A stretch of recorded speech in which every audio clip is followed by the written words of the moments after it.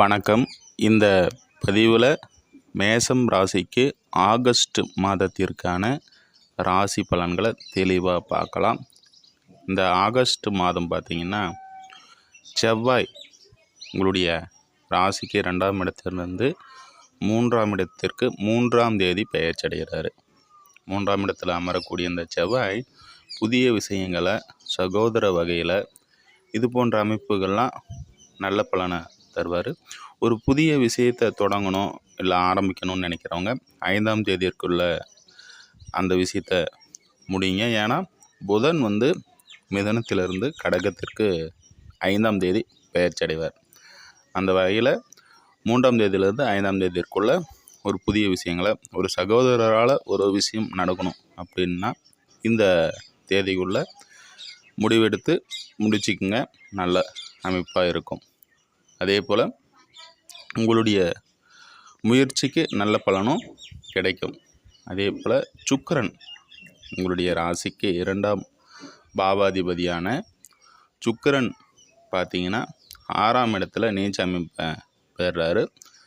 இருந்தாலும் இந்த மாதத்தில் முதல் நாளே 1ஆம் தேதியை பார்த்திங்கன்னா அவர் சிம்மத்திலிருந்து கன்னிக்கு பெயர்ச்சடைகிறார்.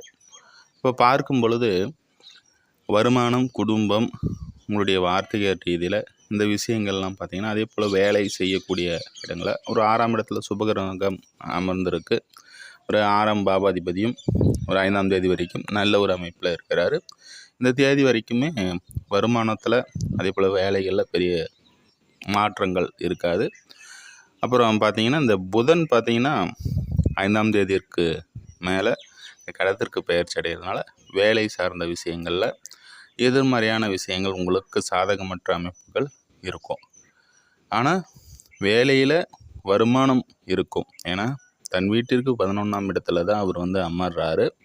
ஆனால் நீங்கள் நினைச்சபடியான அமைப்புகள் வேலையில் எதிர்பார்க்க முடியாது. அதே போல் வருமானத்தில் நம்ம பார்க்கும்போது இங்கே நீச்சம் பெற்ற இந்த சுக்கிரன் புதனுடைய அமைப்பும் இங்கே வலுவாக இல்லாத ஒரு சூழலில் இந்த மாதத்தின் புதன் அடுத்ததாக 22ஆம் தேதிக்கு மேலே தான் இங்கே சிம்மத்திற்கு பெயர்ச்சி அடைவார். அதனால் இந்த 17 நாட்கள் உங்களுடைய வருமானம், வேலை இது போன்ற விஷயங்களை இருக்கும் இடத்துல கொஞ்சம் அனுசரித்து போகிறது நல்ல அமைப்பாக இருக்கும். நீங்கள் உழைப்புக்கேற்ற ஊதியம் கிடைக்கல, இல்லை அங்கீகாரம் கிடைக்கல அப்படின்ட்டுலாம் வருந்த தேவையில்லை.